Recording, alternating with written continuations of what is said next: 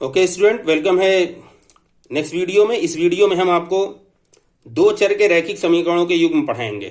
Okay, पहले video में हमने आपको क्या पढ़ाया था? एक चर वाले रैखिक समीकरण, ऐसे समीकरण जिसमें सिर्फ एक वेरिएबल यूज होता हो और उस पर जो घात या पावर हम रखते हो उस वेरिएबल पे वो 1 होती हो एग्जैक्टली। ओके, तो उसको हम क्या कहेंगे? एक चर के रैखिक समीकरण। उसमें हमने आपको कुछ एग्जाम्पल भी दिए थे, उस वीडियो को देखिएगा। अब यहां पे हम जो पढ़ना है हमें दो चरों के रैखिक समीकरण। क्योंकि दो चर है तो युग्म कहलाता है। Okay, linear equation in two variable. Okay, इसको इंग्लिश में हम सिस्टम कहेंगे, system of linear equation in two variable. Okay, ठीक है।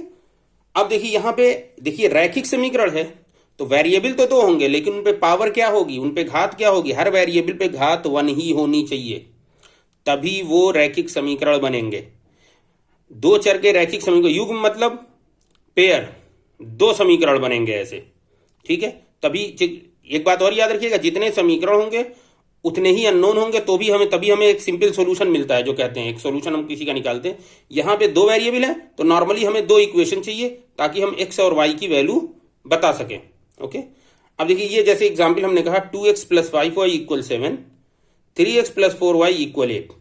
देखिए युग्म मतलब क्या कहते हैं? पेयर मीन्स दो। देखिए दो समीकरण बन गए, हो गया, तो युग्म तो बन गए। रैखिक समीकरण देखिए वेरिएबल पे जो भी वेरिएबल हमारा उस पर पावर क्या है? यहाँ भी 1 है, यहाँ भी 1 है, यहाँ वेरिएबल पावर 1 है, यहाँ वेरिएबल पावर 1 है। ओके, तो रैखिक समीकरण हो गए दो चरों के। अब देखिए यहाँ एक्स और वाई दो वेरिएबल हैं, तो दो चरों के रैखिक समीकरण हो गए। ठीक है, इसका सामान्य रूप कैसे? ये तो एग्जाम्पल आपका है, इसका सामान्य रूप कैसे लिखेंगे? जो नॉर्मल एक फॉर्म होती है वो कैसे हम लिखेंगे? a1x + b1y + c1 = 0 पहले वाले के लिए। दूसरे वाले के लिए हम लिखते हैं स्टैंडर्ड फॉर्म जो होती है हमारी, a2x + b2y + c2 = 0, जहां पे a1 a2 b1 b2 c1 c2 ये सभी वास्तविक संख्याएं होंगी। वास्तविक संख्याओं का क्या मतलब है? ये जैसे 1 2 3 हो गया, 2.5 हो गया, 3.5 हो गया, 3/7 हो गया, 2/3 हो गया, कुछ इस तरह के नंबर्स। ओके, तो ये सारे नंबर होंगे जहां पे इनकी वैल्यू मतलब ऐसी वैल्यूज होंगी जिनकी वैल्यू आप यहाँ वो जो नंबर होंगे कोफिशिएंट होंगे एक्स और वाई के साथ, वो ऐसे होंगे जिनके बारे में आपको पता हो कि इनकी वैल्यूज क्या आएंगी। ओके, क्योंकि आगे बहुत सारी चीजें ऐसी होती हैं जो हमें पता नहीं होती। इमेजिनरी नंबर एक कॉन्सेप्ट होता है, वो आप आगे कभी पढ़ेंगे क्लास में।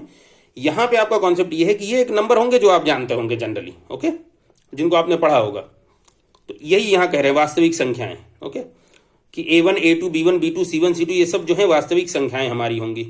ठीक है, अब आप देखिए यहाँ पे ये सामान्य रूप है, तो कभी अगर इक्वेशन ये आती है तो हम इसको इस फॉर्म में चेंज करेंगे। जैसे यहाँ पे हम इसको अगर चेंज करना कैसे लिखेंगे? 2x + 5y - 7 = 0 करेंगे इसको, तभी ये इस फॉर्म में मिलेगी हमको। ओके, अब चलिए इसको देखते हैं। अच्छा, एक दूसरा उदाहरण देख लीजिए। जैसे आपकी ये इक्वेशन एक बन गई, x + 3y + 6 = 0, -x + 6y + 10 = 0। यहां देखिए वेरिएबल कितने हैं? दो। वेरिएबल पावर कितनी है? 1। देखिए वेरिएबल पावर कितना है? x पे पावर क्या है? यहाँ 1 है, यहाँ y नहीं, y पे कुछ नहीं है, मतलब पावर 1 होता है। ठीक है, x है, इस पे पावर कुछ नहीं है, मतलब पावर 1 है। y है, इस पे पावर नहीं दी है, दैट मीन्स y पे पावर 1 है।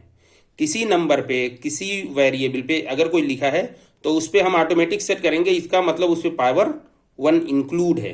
ओके, अब देखिए linear equation in two variables, ये भी linear equation in two variable बना, मतलब दो चरों के रैखिक समीकरणों का युग्म ये बन रहा है। अब देखें दो चरों के रैखिक समीकरणों के युग्म को दो चरों वाले रैखिक समीकरणों का निकाय भी कहते हैं। इसको हम सिस्टम भी कहते हैं कि ये एक system of equations in two variable. Okay, तो या तो युग्म कह लीजिए या निकाय कह लीजिए, बात वही है। ओके, आपको समझ में आ गया कि दो चरों के रैखिक समीकरणों का युग्म किसे कहते हैं? क्लियर है? जिसमें दो वेरिएबल हो, उस पे पावर 1 हो वेरिएबल पे। ठीक है, तो वो हमारे क्या कहलाएंगे? दो चरों के रैखिक समीकरणों का युग्म कहलाएगा।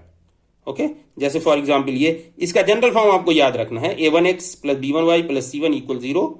और दूसरे का आप करेंगे सेम इसी पर्पज से, इसी तरीके से चलेंगे, a2x + b2y + c2 = 0।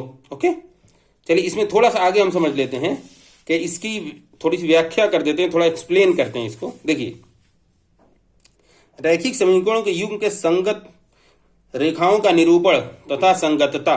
देखिए यहां पे हमें क्या करना है, चूंकि जब हमें दो इक्वेशन दी होती हैं तो उनके बारे में हमें बताना होता है कि दोनों इक्वेशन का कोई क्या सॉल्यूशन आएगा, क्या हल क्या मिलेगा उसका।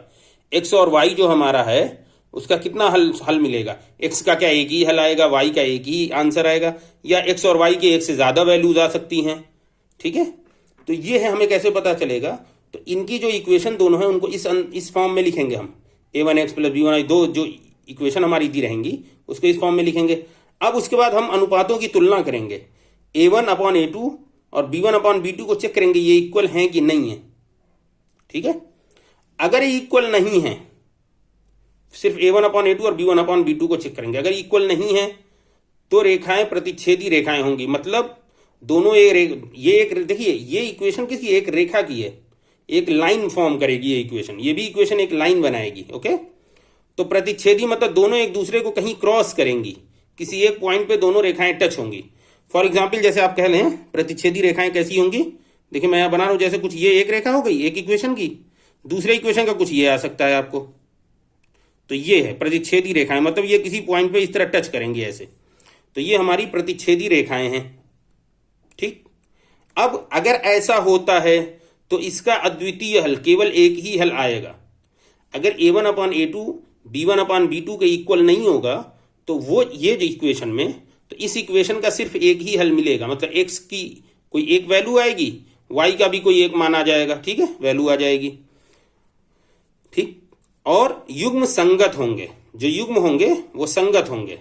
ठीक है, संगत युग्म होंगे इनके। ओके, संगत बनाएंगे। ओके, a1/a2 और b1/b2 अगर बराबर नहीं होंगे तो प्रतिच्छेदी रेखाएं क्या होंगी, ऐसे समझिए कि कुछ इस तरह की एक दूसरे को क्रॉस करेंगी, एक दूसरे को किसी पॉइंट पे काटेंगी जाके। ओके, ठीक, तो यही जो बिंदु होगा यही हल होगा, इसी बिंदु की जो वैल्यू आएगी हमारे पास, इन दोनों को सब हल करने के बारे में हम आपको आगे बताएंगे। जब इन दोनों से एक्स और वाई की वैल्यू निकालेंगे तो वो इसी पॉइंट की वैल्यू मिलती है। ओके, और इस केस में सिर्फ एक ही हल होगा अगर बराबर नहीं है, और युग्म क्या होंगे, संगत होंगे। अब देखिए एक कंडीशन हो सकती है कि ये दोनों बराबर हो जाएं।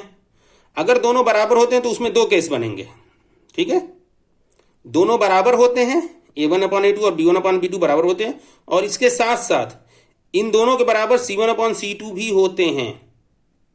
ठीक है, अगर इन दोनों के साथ साथ c1/c2 ये भी बराबर आ जाते हैं तो इस केस में क्या होंगी, रेखाएं कैसी बनेंगी, संपाती रेखाएं।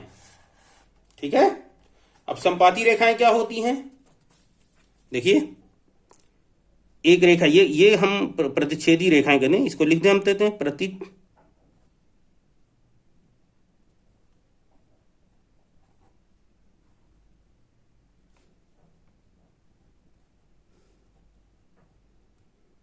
प्रतिच्छेदी रेखाएं। अब देखिए संपाती रेखाएं क्या होंगी कि एक लाइन तो ये है, एक रेखा ये बनी, और दूसरी रेखा ठीक इसी पे चल रही है, यहीं पे इसी पॉइंट पे, वो इसी लाइन पे दूसरी भी चल गई, तो ये हमारी कहलाती हैं संपाती रेखाएं। ओके, अब इस केस में अगर ये देखिए तीनों आपस में बराबर, देखिए बराबर नहीं होंगे तब तो ये हो गया, बराबर हुए और c1/c2 भी बराबर हो गया, तो हमारी रेखाएं जो ये दोनों रेखाएं के समीकरण है 1 और 2, ये दोनों रेखाएं संपाती रेखाएं होंगी, मतलब एक दूसरे के ऊपर चल रही होंगी दोनों रेखाएं। ठीक है, और इस केस में अनंत हल होंगे हमारे पास, इनफाइनाइट सॉल्यूशन, और युग्म क्या होंगे, संगत होंगे लेकिन निर्भर होंगे। ठीक है, चलिए अब अगर क्या होता है कि a1/a2 और b1/b2 इक्वल तो है, बट ये दोनों c1/c2 के इक्वल नहीं है। ठीक है, देखिए समझिए फिर से, a1/a2 b1/b2 के इक्वल नहीं हो तो प्रतिच्छेदी रेखाएं बनेंगी। अब a1/a2 b1/b2 ये तो इक्वल है, और साथ में c1/c2 भी इक्वल होगा, तो संपाती रेखाएं बनेंगी ऐसे कुछ। ठीक है, लेकिन a1/a2 और b1/b2 तो इक्वल है, बट ये c1/c2 इक्वल नहीं हो रहा है। ठीक है, ओके, ये c1/c2 इक्वल नहीं हो रहा है, तो इस केस में क्या होगा, समांतर रेखाएं बनेंगी। समांतर रेखाएं कैसी होती हैं, जैसे ये एक रेखा चली, एक इक्वेशन ये हो गई, दूसरी इक्वेशन भी इसी के साथ साथ बिल्कुल इसी डायरेक्शन में चलेगी, तो ये हमारी कहलाती हैं समांतर रेखाएं, समांतर रेखाएं बन गई। ओके, इस केस में क्या होता है, कोई हल नहीं होता है और निकाय हमारा या युग्म क्या होता है, असंगत कहलाता है। देखिए संगत को समझिए, यहां देखिए संगत मिल रही है, कहीं ना कहीं दोनों टच कर रहे हैं। यहां भी संगत एक दूसरे को टच, बट एक दूसरे पे डिपेंड हो रही है, निर्भर कर रही है, उन साथ साथ चल रहे हैं तो निर्भर हो गए। यहां एक दूसरे को टच नहीं कर रहे हैं, संगत नहीं मिल रही इनकी, तो कहते हैं निकाय असंगत है। ठीक है, संगत और असंगत का कॉन्सेप्ट समझ में आ रहा है। ओके, चलिए फिर से समझिए। देखिए ये जो हमारी दो इक्वेशन है, ये दो लाइंस बनाती हैं, दो रेखा बनाएंगी। ओके, अब इन रेखाओं के बारे में हमें तुलना करना है कि ये रेखाएं जो बनाएंगी वो कैसी बनाएंगी। तो तीन कंडीशन हो सकती हैं, या तो रेखाएं एक दूसरे को कहीं काटेंगी आपस में, या ये रेखाएं एक दूसरे के साथ चलेंगी, एक दूसरे के ऊपर चलेंगी, या रेखाएं एक दूसरे की पैरेलल चलेंगी, समांतर चलेंगी रेखाएं। ओके, अब अगर a1/a2 b1/b2 के इक्वल नहीं होता है तो रेखाएं एक दूसरे को काटेंगी, प्रतिच्छेदी रेखाएं बनाएंगी, और इस केस में एक ही हल होगा और युग्म संगत कहलाएंगे।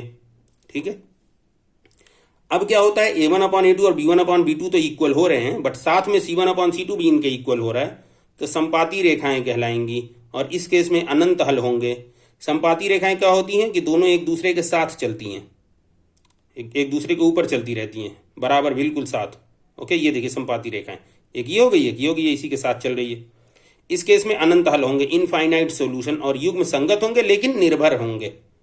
ओके, तीसरा केस ये बनता है कि a1/a2 b1/b2 इक्वल तो हो, बट c1/c2 उनके इक्वल नहीं है, तो रेखाएं समांतर रेखाएं बनेंगी और इस केस में इनका कोई हल नहीं होगा, निकाय असंगत होगा। संगत असंगत समझिए, संगत जैसे हम कहते हैं ना कि कैसी संगत है, संगत अच्छी है कि नहीं है, तो इसको संगत मतलब समझिए कि संगत मतलब क्या होता है, साथ रहना, मिलना। अगर ये दोनों एक दूसरे देखिए मिल रही हैं, एक दूसरे को एक इस पॉइंट पे मिल रही हैं, तो ये होगा कि युग्म संगत है।